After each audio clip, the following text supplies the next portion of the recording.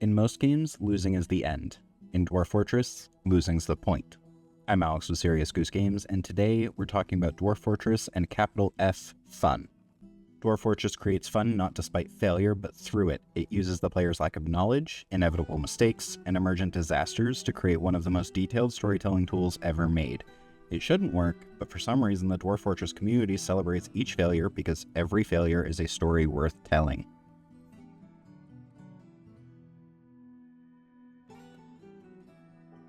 For the uninitiated, Dwarf Fortress looks like a total mess. Even the Steam version with pixel art graphics looks cluttered and unintuitive. Forget about the ASCII version, that might as well be hieroglyphics. Dwarf Fortress is a game that revolves around simulation and storytelling. It gives the player control over a small group of dwarves in a procedurally generated world with no clear objective other than to survive. The game has a small tutorial, but it only covers the basics of controlling your fortress. I have hundreds of hours in this game, and I still have no idea how minecarts work. The game emphasizes complexity and depth over accessibility. It doesn't hold your hand or feed you things slowly. You're thrown into this world with every tool at your disposal, and it's up to you to make something amazing. Somehow the game gives the player complete control while also giving them none. And what I mean is that you can control your dwarves and what they build and craft, but you can't stop the random horde of emus wandering into your base and completely ruining your day. You can't stop that cat from adopting a random dwarf, or that dwarf from forming a romantic relationship with a sword. But for the experienced Dwarf Fortress player, those events become tools in their own way. They add to the story, and if you lose to an emu invasion, that's okay, because losing is fun.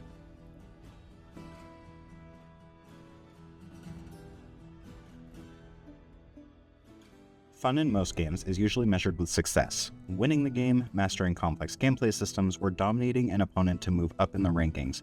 We place our value as humans on our successes. We take pride in growth and skill. There's plenty of that in Dwarf Fortress. This is lowercase f, fun.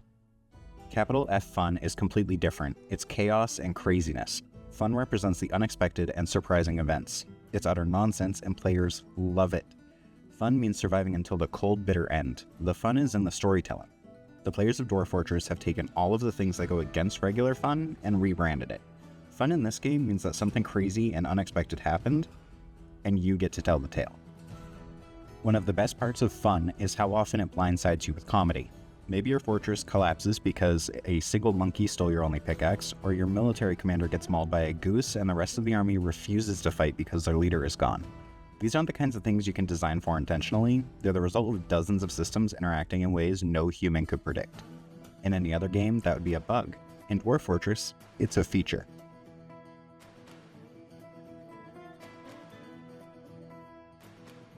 Game design philosophy tells us games should be accessible, that new players should feel warm and fuzzy and ready to learn. Dwarf Fortress disagrees with your silly game design knowledge. Dwarf Fortress spits on your face, tells you to go look up tutorials on how aquifers work, expects you to obtain a degree in dwarven psychology, and then demands you think it for the experience. In a way, Dwarf Fortress is a roguelike. Every loss teaches you something new about the game. New players will lose because they dug into an aquifer and flooded their fortress. Or maybe a goblin invasion took them by surprise and they still don't know how squads work. Or maybe the player forgot that dwarves have crippling alcoholism and will just lay down and die when their favorite booze is out of stock. You lose, learn, and come back because losing is fun. This trial by fire learning process also creates a very specific kind of bond within the community. Every mistake you make has probably been made 100 times before, and the shared pain becomes a kind of rite of passage.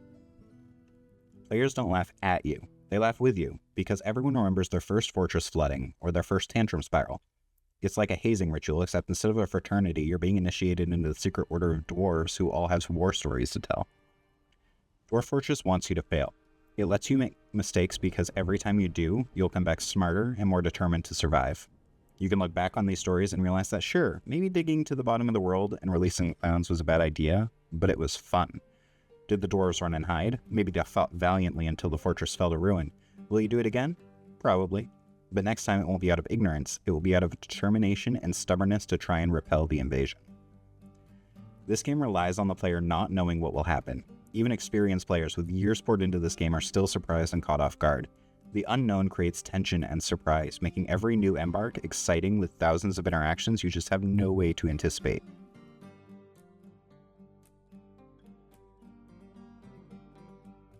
By making failure the goal, Dwarf Fortress sets the expectation that no fortress is forever. No matter how hard you try or how skilled you get at the game, every fortress will crumble eventually. Just when you start to get confident, the game laughs at you and sends a new problem you have to try and solve. Then another, until there are so many problems that there's just no way to recover. Emergent systems are everywhere in this game, and they contribute to every bit of nonsense you encounter. A single dead animal could cause your fortress to domino into a full mental breakdown, or worse. If a dwarf reads the wrong book, suddenly you have a necromancer causing a zombie outbreak. And these systems interact, and it happens so fast that by the time you quarantine and deal with the problems, you've lost half your population and have to build a mass grave before their ghosts start causing major problems for the survivors. And if you think you can just learn every system and predict the outcomes and beat the game, think again. This game is massive. The sheer size of each simulated experience will make sure there is no feasible way for you to account for everything. You're supposed to lose. Losing is satisfying. Losing is fun. Failure makes sure that every fortress is temporary. Each embark is a story waiting to happen. Every dwarf has personality, history, thoughts, and feelings. They build relationships and fight to survive in a world that wants to erase them from existence. Every story has to have an ending, and at the end of the day, Dwarf Fortress is made for telling stories. There are no permanent empires here.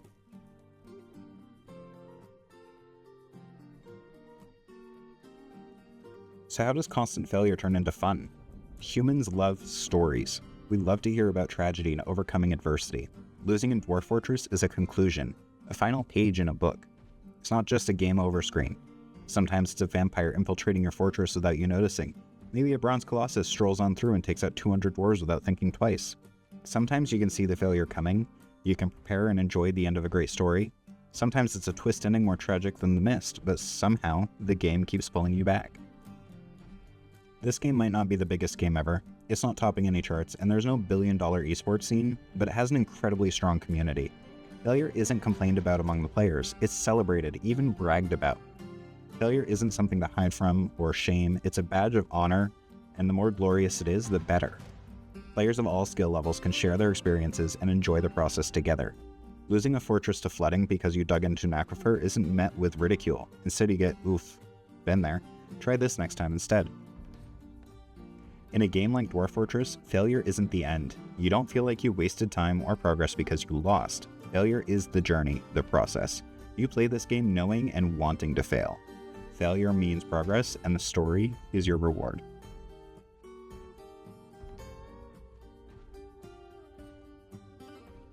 In Dwarf Fortress, you're not trying to avoid failure. The game wants you to fail as gloriously as you can and does everything in its power to make that happen. It uses the sink or swim method of onboarding players, and somehow it works. It teaches us resilience, how to embrace our failures and learn from them. Dwarf Fortress isn't a game you win, it's a story generator. Dwarf Fortress is a reminder that sometimes the most fun we have is when everything falls apart. And maybe that's why people keep coming back to Dwarf Fortress year after year. It's not just the mechanics or the challenge, it's the stories that come out of failure. A fortress that falls to a goblin siege might only last a few hours in real time, but the story of that fall can be retold for years. Players write epic sagas, share screenshots of doomed fortresses, even roleplay their dwarves' final moments. Dwarf Fortress blurs the line between video game and collaborative storytelling, and that's something very few games can claim to do. Thanks for watching, like and subscribe. I'm Alex with Serious Goose Games, and I'll see you in the next one.